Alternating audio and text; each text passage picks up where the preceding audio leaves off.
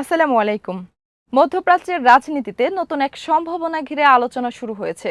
ইরানের এক সংসদীয় কর্মকর্তা সম্প্রতি লেবাননের একটি টেলিভিশন চ্যানেলকে জানিয়েছেন, তেহরানকে মক্কা চুক্তিতে যোগ দেওয়ার আমন্ত্রণ জানানো হয়েছে। তবে সৌদি আরব, তুরস্ক বা পাকিস্তান কোনো পক্ষই এখন পর্যন্ত আনুষ্ঠানিকভাবে বিষয়টি নিশ্চিত করেনি। ইরানের পররাষ্ট্র মন্ত্রণালয় এমন এক ধরনের কৌশলী অবস্থান নিয়েছে, যা খবরটিকে পুরোপুরি স্বীকারও করছে না, আবার নাকচও করছে না।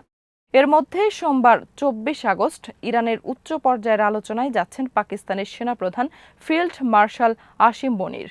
ইরানের পররাষ্ট্র মন্ত্রণালয় জানিয়েছে, দ্বিপক্ষীয় সহযোগিতা এবং আঞ্চলিক শান্তি ও নিরাপত্তা হবে আলোচনার মূল বিষয়। আরও বিস্তারিত থাকছে ওয়াহিদ ফারুকির প্রতিবেদনে।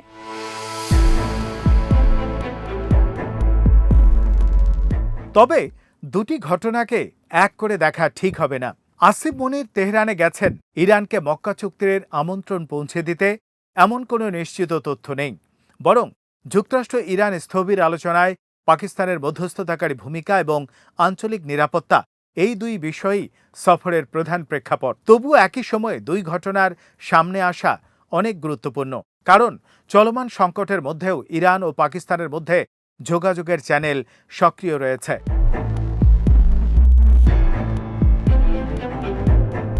৭ই আগস্ট সৌদি আরব, তুরস্ক, পাকিস্তান মক্কা যৌথ প্রতিরক্ষা চুক্তি স্বাক্ষর করে। চুক্তিতে কোনো নির্দিষ্ট শত্রুর নাম উল্লেখ করা হয়নি এবং প্রতিষ্ঠাতা দেশগুলো জানিয়েছে ভবিষ্যতে অন্য দেশও এতে যোগ দিতে পারে। মিশরকে সম্ভাব্য সদস্য হিসেবে আলোচনায় আনা হয়েছে। ২০ আগস্ট ইসলামাবাদ সফরে সিরিয়ার পররাষ্ট্রমন্ত্রীও জানিয়েছিলেন, দামেস্ক চুক্তিতে যোগ দেয়া বা এর সঙ্গে সহযোগিতার বিষয়টি বিবেচনা করছে। এখানেই আসিম মনিরের সফরের বিশেষ গুরুত্ব পায়, কারণ ১২ই আগস্ট পাকিস্তানের স্বরাষ্ট্রমন্ত্রী মোহসেন নাকভি তেহরানে গিয়ে প্রেসিডেন্ট মাসুদ পেজেশকিয়ানকে মক্কা চুক্তির বিষয়বস্তু সম্পর্কে অবহিত করেছিলেন। তিনি আসিম মনির ও পাকিস্তানের প্রধানমন্ত্রীর বার্তাও বহন করেছিলেন।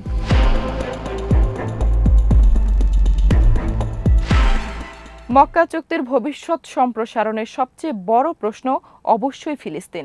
গাজা যুদ্ধের প্রেক্ষাপটে তুরস্ক দীর্ঘদিন ধরেই মুসলিম দেশগুলোর মধ্যে বৃহত্তর নিরাপত্তা সহযোগিতার পক্ষে কথা বলে আসছে।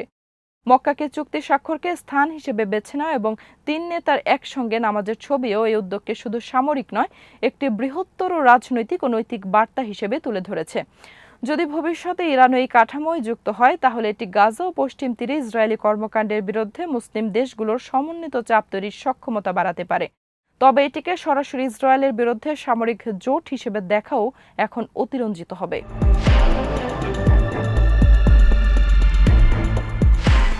আরও একটি বড় সম্ভাবনা হলো ইন্দোনেশিয়া, মালয়েশিয়া, মধ্য এশিয়া, আজারবাইজান, আলজেরিয়া, মরক্কো কিংবা নাইজেরিয়ার মতো মুসলিম সংখ্যাগরিষ্ঠ দেশগুলো যদি কোনোভাবে এই কাঠামোর সঙ্গে যুক্ত হয়, তখন এটি শুধু উপসাগরীয় নিরাপত্তা জোট থাকবে না, বরং মুসলিম বিশ্বের বিস্তৃত নিরাপত্তা কাঠামোয় পরিণত হওয়ার সম্ভাবনা তৈরি করবে। এর শক্তি হবে বিশাল।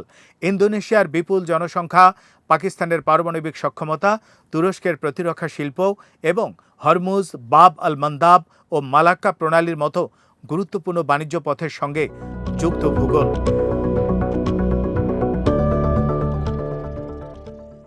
তবে এখানেই বড় সীমাবদ্ধতাও রয়েছে। দক্ষিণ পূর্ব এশিয়ার দেশগুলোর প্রধান নিরাপত্তা উদ্বেগ দক্ষিণ চীন সাগর ও চীন যুক্তরাষ্ট্র প্রতিযোগিতা। মধ্য এশিয়ার দেশগুলো রাশিয়া ও চীনের মধ্যে ভারসাম্য রক্ষা করে চলছে। তাই গাজা বা উপসাগরীয় সংঘাতকে কেন্দ্র করে তারা পারস্পরিক প্রতিরক্ষা প্রতিশ্রুতিতে কতটা আগ্রহী হবে তা অনিশ্চিত।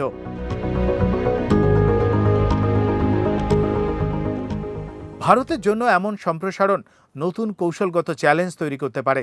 নয়াদিল্লির সৌদি আরব, সংযুক্ত আরব আমিরাত ও ইসরায়েলের সঙ্গে ঘনিষ্ঠ সম্পর্ক রয়েছে। একই সঙ্গে যুক্তরাষ্ট্রের সঙ্গেও তার কৌশলগত অংশীদারিত্ব রয়েছে। ফলে একটি বিস্তৃত ফিলিস্তিন কেন্দ্রিক মুসলিম নিরাপত্তা কাঠামো শক্তিশালী হলে ভারতকে একই সময়ে একাধিক কূটনৈতিক ভারসাম্য সামলাতে হবে।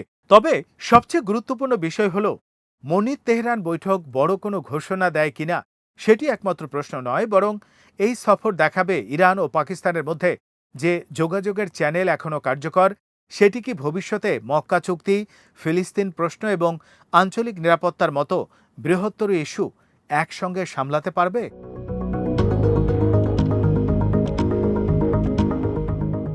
মক্কা চুক্তি এখনই বিশ্বশক্তির ভারসাম্য বদলে দিচ্ছে। এমন দাবি করা অতিরঞ্জিত। কিন্তু এর ইরান কেন্দ্রিক সম্প্রসারণ বাস্তব হলে এটি ওয়াশিংটনের অনুমোদনের ওপর নির্ভর না করে উপসাগরের নিরাপত্তা নিয়ে নতুন এক আঞ্চলিক কাঠামোর সূচনা করতে পারে। আর সেই সম্ভাবনায় মধ্যপ্রাচ্যের 6টি গুরুত্বপূর্ণ রাজধানী সহ ভারতকেও নতুন করে হিসাব কষতে বাধ্য করেছে। আজ এখানেই শেষ করছি। সমরাস্ত্র, প্রতিরক্ষা ও কূটনীতির নানা তথ্য জানতে চোখ রাখুন বিডি ফিউজ ইনফোটেইনমেন্টে।